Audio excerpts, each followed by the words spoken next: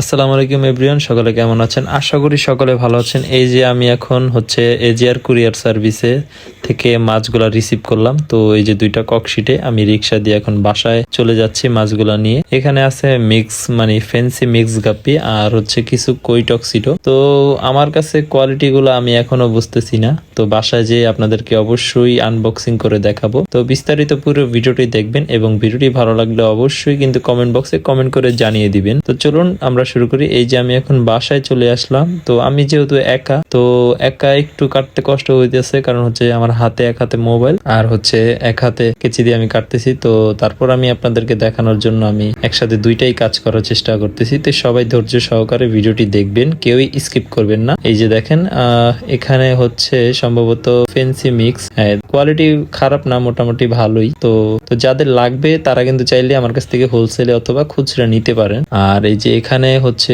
Fancy mix আছে, কিছু কৈটক্সিডো। এই যে এটা ফেন্সি মিক্স।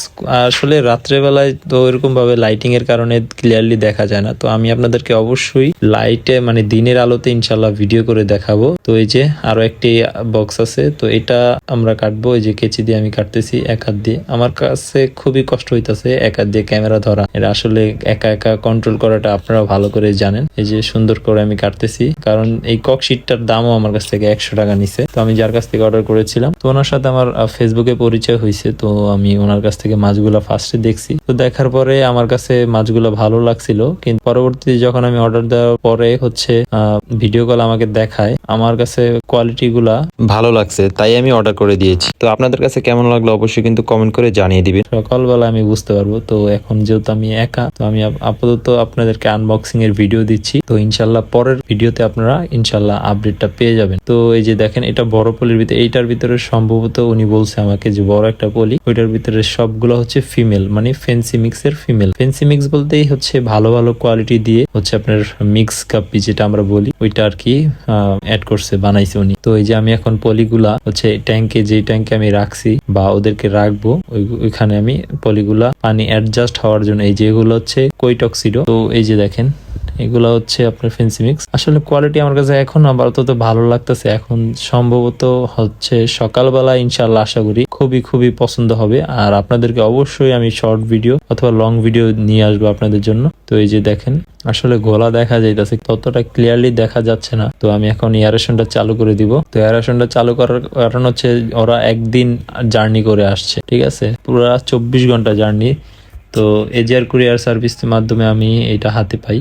তো এখন আমি ওদেরকে ট্যাঙ্কে ছাড়ার আগে অবশ্যই কিন্তু জীবাণুনাশক দিয়ে গোসল করিয়ে দিব। তো এই যে আমি পানির ভিতরে পটাশটা নিচ্ছি। তো এই যে পটাশটা আমি মোটামুটি 1 চিমটি 2 চিমটি। তো এই যে লবণ নিলাম, লবণ 1 মোটের কাছাকাছি নিলাম, যেহেতু ওদের গোসল করাবো। তো ওরকম না হলেও চলে। তো এইভাবে আমি ভালো করে মিক্স করে নিব।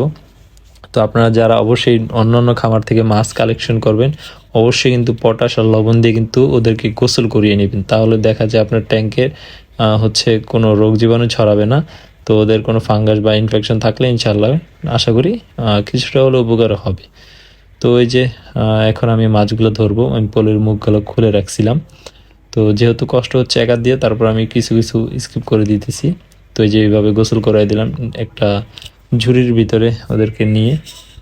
তো আস্তে আস্তে যেহেতু অনেকক্ষণ যাবত, প্রায় 10 মিনিটের মতন অ্যাডজাস্ট করে ফেলছি, পানিটা মোটামুটি অ্যাডজাস্ট হয়ে গেছে আল্লাহর রহমতে। তো মাছগুলো মোটামুটি সুস্থ আছে। তো উনি অক্সিজেন করে দিছে 3 দিনের। তো উনি বলছে যে 2 দিনও লাগতে পারে। তো যেহেতু আমি 1 দিনের ভিতরে ইনশাল্লাহ পেয়ে গেছি। তো উনি গতকালকে রাত্রে পাঠাইছে, আজকে রাত্রে আইসা পৌঁছাইছে। তো এগুলো সব বেশিরভাগই ফিমেল, বড় পলিতে সবগুলাই ফিমেল। তো এই যে এখানে কৈটক্সিডো এখানে 1 প্যাকেটই উনি মেল ফিমেল একসাথেই দিছে। এই যে আমি পটাশের মাধ্যমে গোসলগুলো করাচ্ছি, কারণ গোসল করালে জীবাণু, ফাঙ্গাস বা যে কোনো ধরনের সমস্যা থাকলে, তো ব্যাকটেরিয়া থাকলে মানে মারা যাবে। উনি যেহেতু মিথাইলিন ব্লু দিয়ে দিছে, তারপর আমি রিস্ক নিলাম না। তো আমি পটাশের মাধ্যমে গোসলটা করাই নিলাম। তো আপনাদের কাছে কেমন লাগছে অবশ্যই কিন্তু কমেন্ট বক্সে কমেন্ট করে জানিয়ে যাবেন। আর ভিডিওটি ভালো লাগলে অবশ্যই শেয়ার করে দিবেন এবং লাইক করে দিবেন। আর যদি আমার ভিডিওটি আপনাদের কাছে ভালো লাগে অবশ্যই কিন্তু আমাকে সাপোর্ট করবেন। আর যার যার কালেকশন লাগবে, মাছ লাগবে, আমার কাছ থেকে চাইলে নিতে পারেন। নতুন নতুন কালেকশন আসে পড়ছে। তো 2-3 পিস এই যে জালির থেকে বেরিয়ে গেছে, তো ওদেরকে আমি আবার ধরে দিতেছি। এই যে দেখেন হাত দিয়ে ধরা একদম ইজি, কারণ হচ্ছে 1-2 পিস জালি দিয়ে উঠানো খুবই কষ্টকর। এই যে দেখেন, এটা হচ্ছে ফিমেল।